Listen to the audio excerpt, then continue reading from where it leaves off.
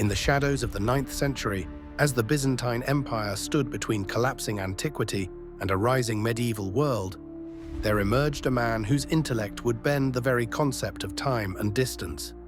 His name was Leo, later known as Leo the Mathematician, but he was more than a thinker. He was an architect of invisible power, and the system he built would become one of the earliest expressions of instant communication in human history. It began in Constantinople, a city suspended between East and West, ringed with walls and infused with fear. The empire's enemies pressed hard along its borders. Arab raiders struck by sea and by desert. Rebellious provinces whispered of independence, and the internal court seethed with betrayal. In this volatile crucible, information was everything. The speed at which a message traveled could mean the difference between a fortified defense and a city burned to ash. The Byzantine Empire had roads, remnants of Roman engineering, and it had messengers. But no courier, no matter how skilled, could defy the limits of flesh and terrain. Leo saw the flaw. A warning sent from the eastern frontier took days, sometimes weeks, to reach the capital. And in war, delays are fatal.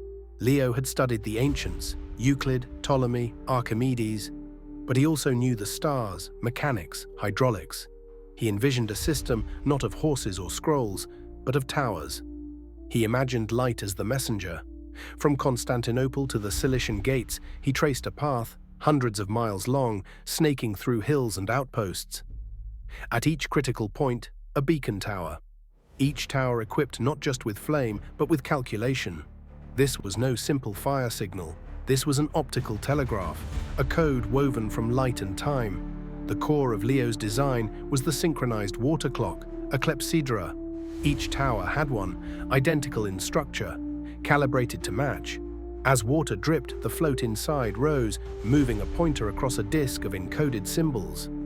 When a message was to be sent, the initiating tower lit a signal flame, visible to the next in line. When the next tower acknowledged, both clocks were started at the same moment. The pointer moved, second by second, until it reached the agreed-upon mark, say, symbol 7 on the disk.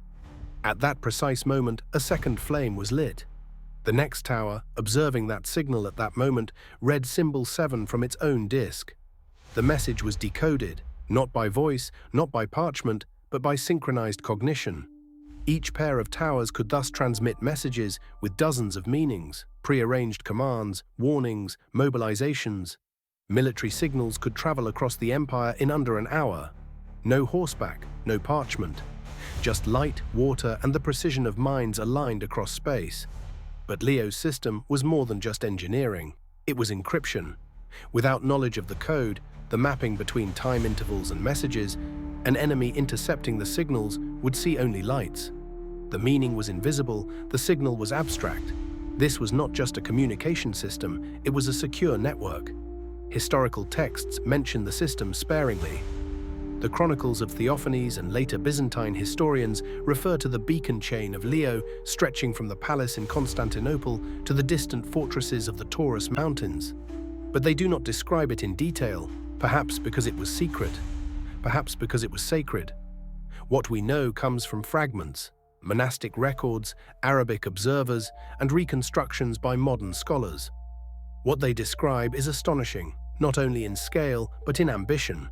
Each tower had to be visible to the next, which meant precise surveying across mountains and plains. Visibility was tested by day and night. Mirrors may have been used in daylight, flames by night. Smoke and shadow played roles. Geometry was critical, every angle mattered. The water clocks, too, required exacting construction. Variations in temperature, pressure, or design could desynchronize the entire chain. Yet Leo's system functioned. For decades, signals pulsed across Anatolia, allowing emperors to command legions, recall fleets, and respond to invasions in near real time.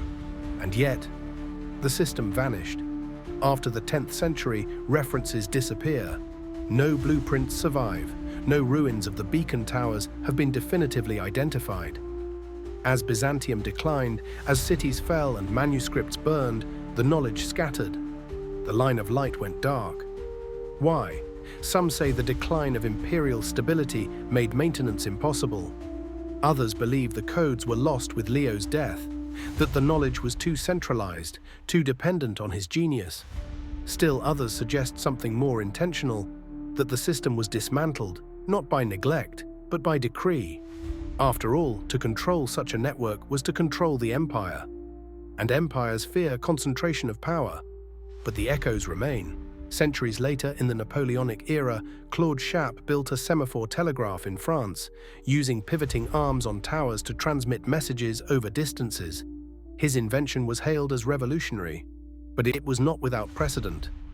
In the American Civil War, Union and Confederate armies used torch signals and flag codes. In World War I, heliographs, flashes of sunlight reflected by mirrors, transmitted coordinates across battlefields. Every one of these systems, knowingly or not, followed in Leo's footsteps. Even the digital protocols of our own age, TCP/IP, packet switching, routing tables, follow the same logic. Encode, transmit, decode. Optimize for speed, preserve for secrecy. Leo's telegraph had no electricity, but it was a network. It had nodes, it had rules, and it had control. The Byzantine Internet. And yet, this phrase does more than describe a device. It redefines a myth. We are told that the Internet is modern, that networks are post-industrial, that global communication was born in the age of silicon. But history says otherwise. Leo's system was not an accident. It was the product of a civilization under threat, a mind untethered from orthodoxy, and a state willing to entrust science with survival. What might have happened if it had endured? If the network expanded, adapted, evolved? Could Byzantium have anticipated remote governance, coordinated trade routes, data surveillance? These are not idle fantasies, they are paths not taken. What survives is the blueprint, not on paper, but in principle, to command space through time, to transmit meaning faster than movement, to bind minds across distance. This was Leo's dream. And for a moment, in the flicker of fire across Anatolia, it was real. The towers stood like sentinels, fixed across ridgelines and cliffs, silent by day, radiant by night. Each one a node in Leo's vast network, each one pulsing with the potential of imperial command. But maintaining this invisible architecture was no simple matter. It required not only precision, but discipline and secrecy. Operators at each station were carefully selected.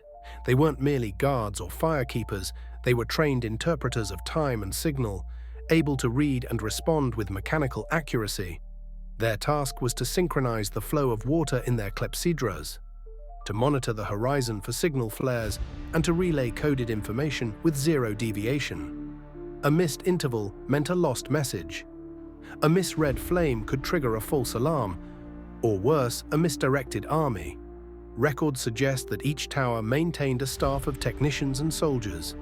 Their shifts rotated with the rising and setting of the sun. In times of war, the stations were garrisoned and fortified, ensuring the lifeline of the capital remained intact.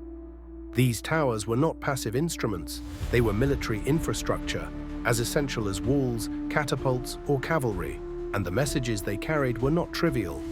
The optical telegraph became a backbone for border surveillance, allowing Constantinople to monitor the Arab frontier in real time. When enemy movements were detected along the eastern reaches of the empire, the signal system allowed for preemptive response. Mobilization orders could be issued within minutes of an incursion. Reinforcements could be summoned. Defensive formations could be prepared. All before the enemy reached striking distance. This rapid response capability redefined the tempo of warfare. For centuries, military campaigns were shaped by distance, the lag between decision and execution. Leo's network collapsed that distance. The empire became aware of its own borders. It could act as a single organism, responding to threats with a speed unmatched by any rival. But the significance of the optical telegraph extended beyond the military. At its heart was a culture of knowledge, one that elevated mathematics, engineering, and the study of nature to tools of power. Leo the mathematician was not merely a court intellectual. He was a product of a Byzantine revival of classical science. Under emperors like Theophilos and later Basil I, the empire saw a resurgence of scholarly pursuit. The texts of antiquity, many of which had been preserved in monastic libraries or translated into Arabic, were recovered, studied, and applied. In Constantinople, a school was founded at the Magnaura Palace, and Leo became its leading figure. He taught geometry, astronomy, philosophy. He corresponded with scholars from Baghdad, where the House of Wisdom had begun its own golden age of translation and innovation. Ideas flowed between empires, even as swords clashed at their borders. This transmission of knowledge was not without tension. The Orthodox Church viewed certain forms of inquiry with suspicion, especially when they touched on the workings of the cosmos. But Leo navigated these waters carefully. He wrapped his mechanics in theology, aligning his inventions with divine order. The water clocks became symbols not only of precision, but of providence. Time itself, he argued, was a creation of God, and to measure it was to understand his design. The result was a rare harmony between state, science, and spirit. The optical telegraph became not just a tool of war, but a symbol of enlightenment, a testament to what a civilization could achieve when intellect was allowed to serve empire. But the empire was changing. After Leo's death, the schools fell into decline. Successors lacked his vision. The court became more cautious, more insular. As religious orthodoxy tightened its grip, innovation receded. The optical network, once maintained with fervor, was slowly neglected. Stations crumbled, clepsydras rusted, the line broke, and yet the idea never died. Centuries later, when Napoleon's engineers revived optical telegraphy, the echoes of Leo's system were unmistakable. Their towers, too, relayed symbols across France. Their networks, too, relied on visibility, timing, and trained interpreters. And just like Leo's, they served both war and statecraft. But by then, the West had forgotten Byzantium. The empire that once stood as a bridge between ancient and modern had become a footnote, remembered more for mosaics than machines. This forgetfulness was not accidental. As Western Europe rose, it redefined the canon of progress. Rome, not Constantinople, was cast as the beacon of civilization. The Renaissance praised Latin over Greek, the Enlightenment overlooked the Eastern Church, and so the story of Leo and the network he built was buried. But principles do not vanish. They recur. In the Cold War, the race for communication supremacy drove the development of early warning systems, radar networks, satellite relays. The United States built NORAD with its command bunkers and alert protocols. The Soviet Union constructed its own web of sensors and encrypted lines. In each case, the objective was the same: detect, decide, respond, faster than the adversary, and in each case, the logic was ancient. Because the true legacy of Leo's system is not technological, it is conceptual. It taught that knowledge is power, but only when it moves faster than chaos. It taught that a state survives not by strength alone, but by awareness, by the ability to see its periphery and command it as one. In modern terms, we call this situational awareness. In Byzantine terms, it was called gnosis, knowing. Today, our networks stretch across oceans. Fiber optics pulse with data. Satellites beam messages across hemispheres. The internet delivers commands, coordinates, currencies. And yet the principle remains unchanged. We build towers, now in orbit. We transmit signals, now as photons. We synchronize clocks, now with atomic precision. And still, we seek control.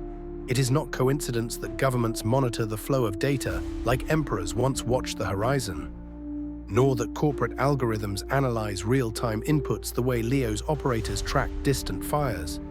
The interface has evolved, the intent has not. Leo's optical telegraph was not the beginning of the internet in terms of hardware, but it was the beginning of a way of thinking, a worldview in which communication is not a luxury, but a weapon, a force that defines borders, influences decisions, shapes outcomes. And this is why it was forgotten. Because to remember Leo is to acknowledge that history is more complex than progress, that the ancients were not primitive, that high technology is not the birthright of modernity. It is a myth that the past was dark and the present enlightened. The flames that lit Byzantium's towers burned with knowledge as bright as any screen, and in their flickering light we glimpse a truth we often ignore. We are not the first to build networks, We are not the first to seek control through code. We are simply the latest to inherit a desire as old as empire, to see, to command, and to connect. As centuries passed, the memory of Leo's system faded from practical use. The empire that had once pioneered communication across vast distances fell into decline. Foreign invasions, internal instability, and religious conflicts all contributed to the erosion of infrastructure that had once defined Byzantine mastery. And yet, traces of the optical telegraph lingered in whispers, manuscripts, and the architectural skeletons of abandoned towers. Medieval travelers occasionally noted strange beacon stations along ancient roads. Monastic chroniclers referenced fire signals used in ancient days to warn of danger. But by the time the Ottomans stormed Constantinople in 1453, the network was no longer functional. The new rulers inherited the city's walls, its churches, and its palaces, but not its transmission lines. What was lost was more than a tool. It was a method of governance, a system that allowed a central authority to stretch its reach across a volatile frontier. In a pre-digital world, Leo's telegraph had created something profound, a synthetic nervous system for the state. That metaphor, a nervous system, is key. For it was not simply about relaying messages, it was about awareness, anticipation, and coherence. Without it, the Byzantine Empire became slower, more reactive, more fragmented. Internal revolts took longer to suppress. External invasions arrived with less warning. The empire began to feel its size as a burden, not an advantage. The decline of the system was not just a technical failure, it was civilizational entropy, a loss of will to maintain complexity. This pattern would repeat. In later centuries, as empires expanded, they too faced the challenge of communication at scale. The British Empire relied on semaphore lines and later undersea telegraph cables to control its colonies.